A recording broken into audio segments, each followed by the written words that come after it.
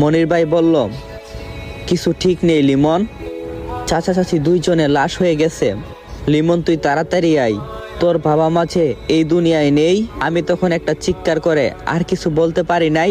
তৌহিদ ভাই আমাকে শক্ত করে জড়িয়ে ধরল। মাহিন্দারের মধ্যে দুইজন যাত্রী ছিল, তারাও কৌতূহল দৃষ্টিতে তাকিয়ে রইল। রূপসা নদীর ঘাটে গিয়ে কোনো গাড়ি পাওয়া যাচ্ছে না। কিছুক্ষণ পর তৌহিদ ভাই বলল, আমাদের বন্ধুর একটা প্রাইভেট বাইক আছে, তাকে কল দিয়ে আসতে বলবো। আমি বললাম, আচ্ছা চেষ্টা করো। মনির ভাই আমার কথা মতো পারভেজকে বলল। পারভেজের বাসায় টুকপাড়া কবরস্থানের কাছেই।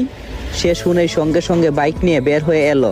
আধা ঘন্টা পর সে যখন আমাদের কাছে এসে পৌঁছায়, তখন তিনজন মিলে রূপসা ব্রিজের দিকে যাচ্ছি। আমাকে মাঝখানে বসিয়ে তৌহিদ ভাই আমাকে শক্ত করে জড়িয়ে ধরে রেখেছে। পারভেজ যতটা সম্ভব সাবধানে বাইক চালাচ্ছে। ফিরোজপুরের গ্রামের বাড়িতে যখন পৌঁছালাম, তখন দিনের আলো ফুটতে শুরু করছে। এর মধ্যে আমাদের ভারী ভর্তি মানুষের আনাগোনা দেখা যাচ্ছে। ভোররাত থেকে যারা শুনছে তারা সকলে চলে এসেছে। থানা থেকে পুলিশ এখনো আসেনি, তাই লাশ ঠিক সেভাবেই পড়ে আছে। বাবা মারে শোয়ার করে ফ্লোরে গলা কাটা মরদেহ অবস্থায় পড়ে আছে আমার প্রিয় মা। তার কাছে গলা কাটা অবস্থায় পড়ে আছে আমার বাবা, আর বাবার হাতে একটা ছুরি।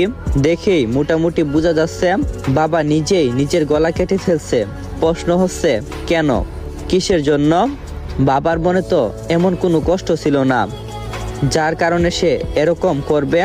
মাকে নিজের হাতে খুন করতে পারবে কি করে? তাহলে কারণটা কি? আমার চিৎকারে তখন ঘরের দরজা জানালা ভেঙে যাওয়ার উপক্রম। মনির ভাই, পারভেজ, তৌহিদ মিলে আমাকে ধরে রাখছে। এমনটা কেন হয়ে গেল? আমি এখন কি নিয়ে বাঁচবো? কে আমাকে নিজের হাতে রান্না করে খাওয়াবে? কে আমার জন্য বাজারের শ্রেষ্ঠ মাছটা কিনে নিয়ে আসবে? হঠাৎ করে চোখ বন্ধ হয়ে যাচ্ছে, সবকিছু চোখের সামনে ঘুরছে। মনে হচ্ছে আমি জ্ঞান হারাচ্ছি। যখন চোখ খুলি তখন নিজেকে বিছানায় আবিষ্কার করি, নিজের ঘরের সামনের বারান্দায়। এখানে আমি বাড়িতে আসলে প্রায় সময় ঘুমাইতাম, আর বাড়িতে যখন থাকতাম না তখন বাবা বিকালে দুপুরে এখানে বিশ্রাম নিত। বাবা শরীরের সেই গান পাওয়া গন্ধ নাকে আসছে। দুম করে বিছানা থেকে উঠে বসলাম। তৌহিদ ভাইকে বললাম, বাবা মা কোথায়? তৌহিদ ভাই বলল, পুলিশ এসে নিয়ে গেছে। ময়না তদন্তর পরে নাকি আমাদেরকে নিয়ে আসতে হবে। আমি বললাম, অসম্ভব, আমার বাবা বলে গিয়েছে তাদের লাশটা কাটাছেঁড়া যেতে না করা হয়। তৌহিদ ভাই বলল, কিন্তু তুই চাইলে তো রাখতে পারতি, তবে তুই অজ্ঞান থাকার কারণে কিছুই করতে পারি নাই। আর পুলিশের কাছে মনির ভাই আর আমি যতটা জানি ততটাই বললাম। তোর কাছে আঙ্কেল ফোন দিয়ে যা যা বলছে, তারপর আমরা দুজন রওনা দিলাম। আর মনির ভাইয়ের দরজা ভেঙে ভিতরে প্রবেশ করার সবকিছুই বললাম।